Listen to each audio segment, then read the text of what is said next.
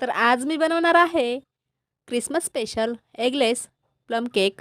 तर खूप सोपा केक बनणार आहे. रेसिपी पूर्ण बघा. आवडली असल्यास एक सबस्क्राईब करायला विसरू नका.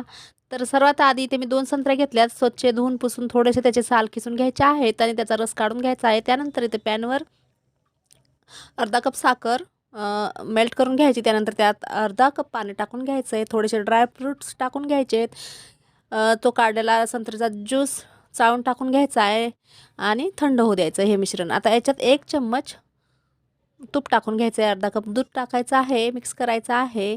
थोडीशी दालचिनी पावडर आणि इथे थोडंसं मी जायफळ किसून टाकत आहे. आता हे छान मिक्स करायचं आहे आणि याच्यात किसलेलं संत्र्यांचा साल टाकायचे आहे थोडीशी. आता याच्यात 1 कप मैदा चाळून टाकायचा आहे. परत छान मिक्स करायचं आहे. तर मिक्स केल्यानंतर याच्यात 1 चम्मच बेकिंग सोडा, अर्धा चम्मच बेकिंग पावडर टाकून घ्यायचा आहे. त्याआधी ते टोपाला थोडंसं तेल आणि पीठ लावून ग्रीस करून ठेवायचं आहे. तर आता हे साईडला ठेवायचं आणि या केकच्या बेटरमध्ये बेकिंग सोडा, बेकिंग पावडर टाकून घ्यायचा आहे. बेकिंग सोडा अर्धा चमच टाकायचा आहे. बेकिंग पावडर 1 चमच टाकायचा आहे.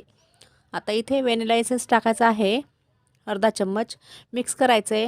ग्रीस केलेल्या टोपमध्ये हे सर्व मिश्रण टाकून घ्यायचं आहे आणि बेक होण्यासाठी वरतून थोडेसे ड्रायफ्रूट्स टाकायचे आहे. बेक होण्यासाठी कढई मी आधीच गरम केली होती, करायला ठेवली होती. त्यामध्ये 40 ते 45 मिनिटं बेक होऊ द्यायचा केक. त्यानंतर टूथपिक टाकून बघायची आहे.